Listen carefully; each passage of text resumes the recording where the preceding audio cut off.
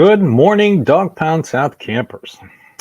This is the Cleveland Browns Dawgpound South podcast, part of the Fanatical Elves Network, part of the Fans First Sports Network. Yikes. Never in a million years would I have thought this team would be 1-3 after 4 games. I thought maybe 2-2 at worst.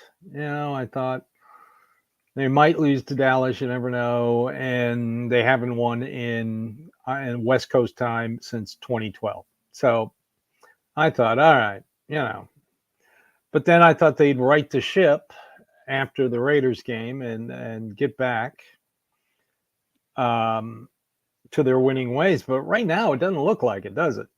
I mean, this team is just so inconsistent. As I said on the pregame show yesterday, all I want to do is see effort and execution. And I saw neither. Let's start with the offense. It's a weird game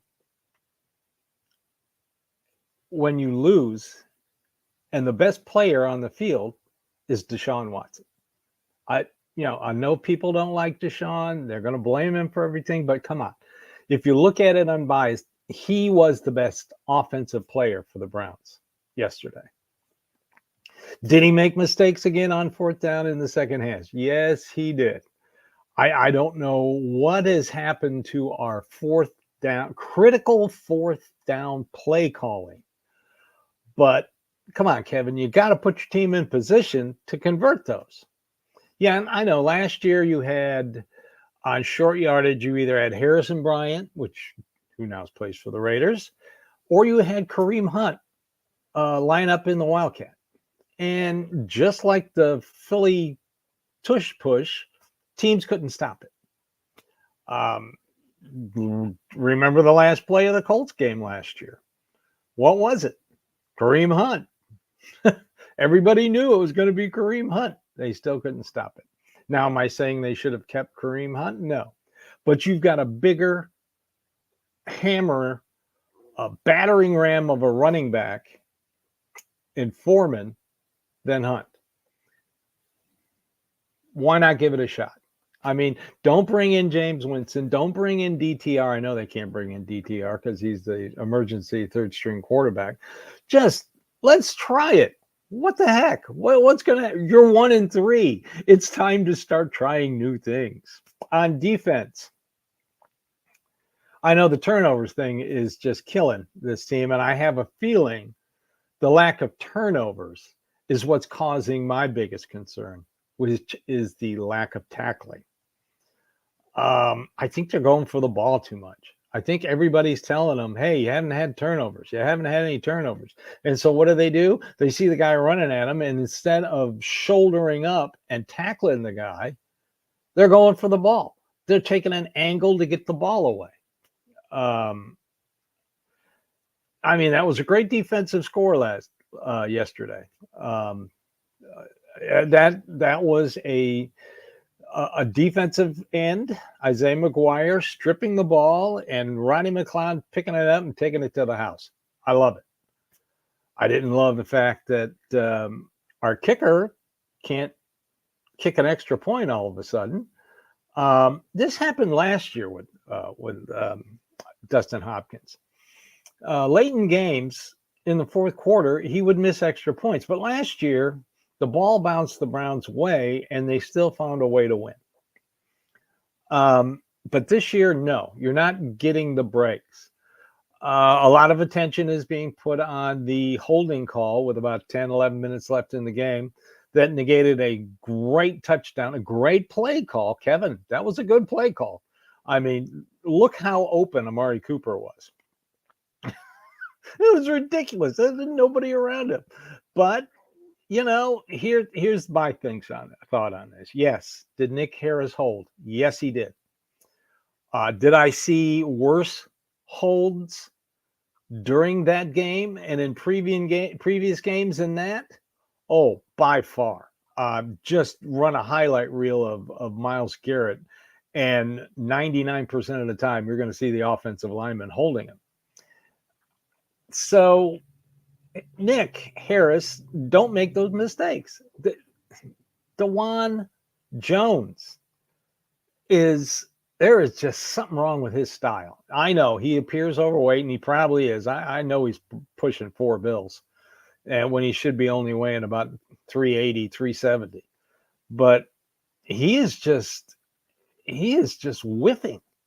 I mean, usually when an offensive lineman, when the ball is snapped, they'll step back. Especially tackles. They'll step back. They'll take 3 to 4 steps back, and then they'll open their arms up or put their arms out to the defensive pass rusher. He's taken 2 steps in doing that. He's not that fast enough. Now, he does have long arms, but if the pass rusher is fast, he's never going to touch him. And you saw that yesterday. Let's take a break.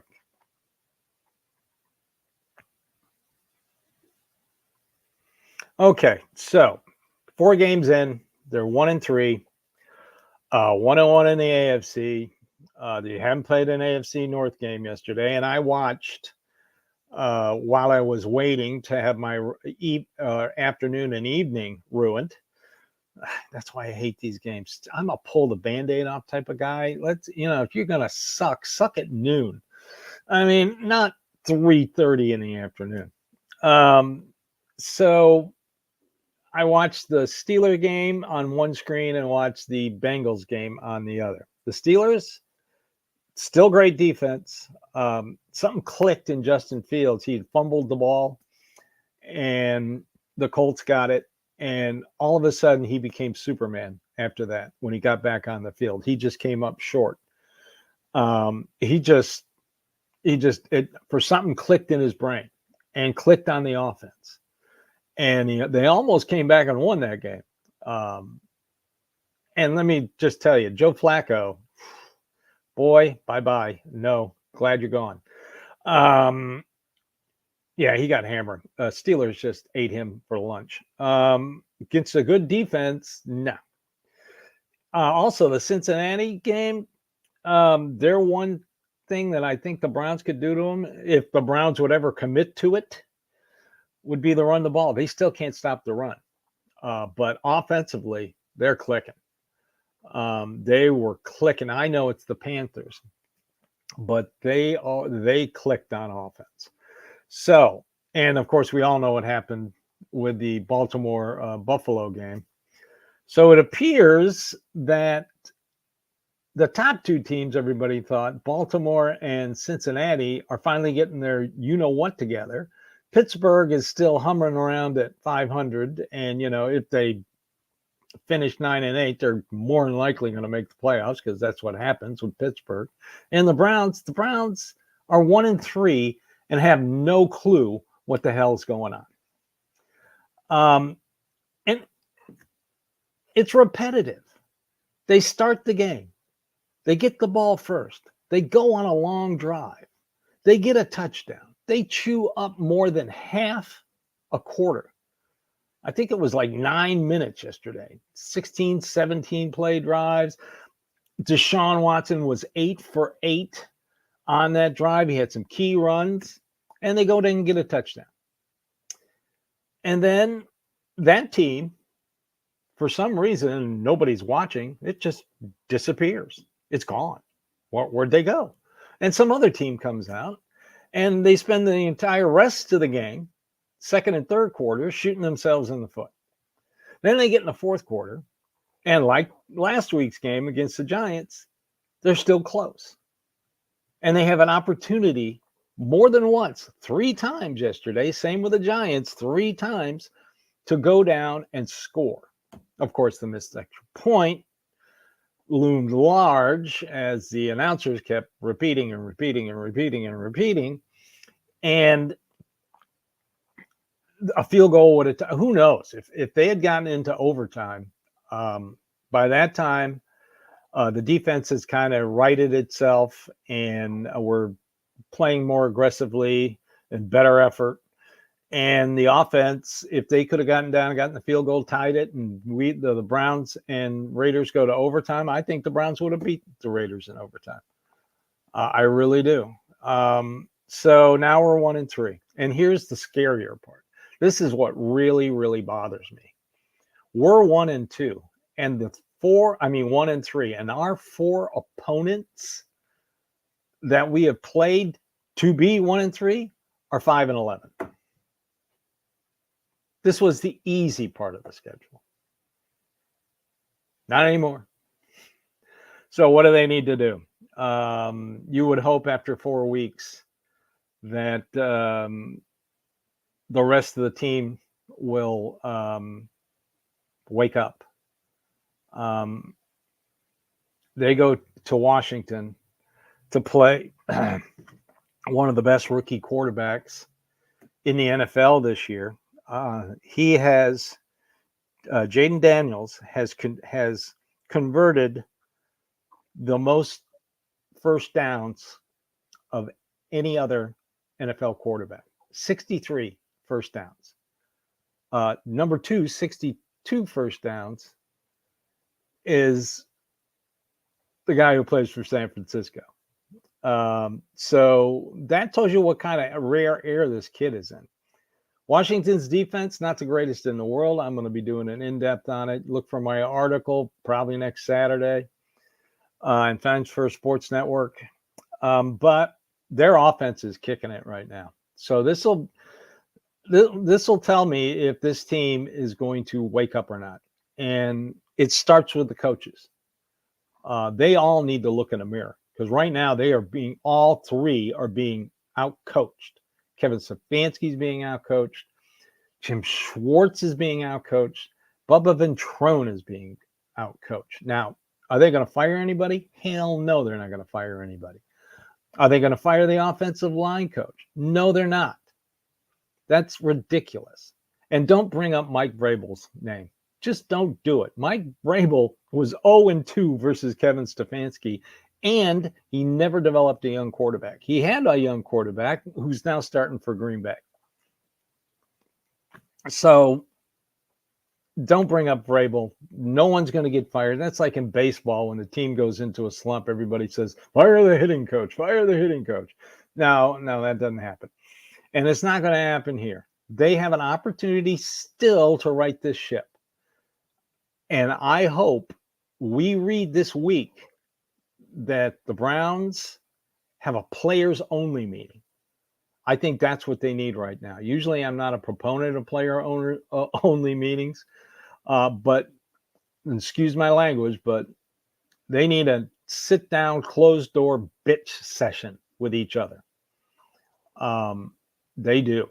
And team captains need to get in their faces and tell them to wake the hell up. This team is too talented to be at 1-3. Also, Nick Chubb is going to practice is scheduled to start practicing this week. I would not rush him back until you have a full offensive line. I'm not putting Nick Chubb behind that offensive line right now. I have said it would be week 7 when they have a 3-game homestand starting with the Bengals. Bengals can't stop the run. That's perfect. Let's just hope the Browns can find some kind of miracle cure and go to Washington and win and go to Philly and win and be 3-3 when they go into that 3-game homestand against the Bengals, the Ravens, and the Chargers. That's the best we can hope for as Browns fans right now. So let's just remember, we're all Browns fans, and this is part of the deal. It's never good, but sometimes it's great. So thank you for watching today. This has been the Cleveland Browns Dawgpound South podcast, part of the Fanatical Elves Network, part of the Fans First Sports Network. I'm your host, Steve Gill, and here at the Fanatical Elves Network, we're Browns fans just like you. We yell, we scream, we curse. It's part of being a Browns fan. So everybody have a great day. I know, 1-3. It's cloudy and gloomy here in Nashville, and it kind of matches my mood right now. So let's just on to Washington. Let's hope they can get their you-know-what together by Sunday. So everybody have a great day, and Go Brown.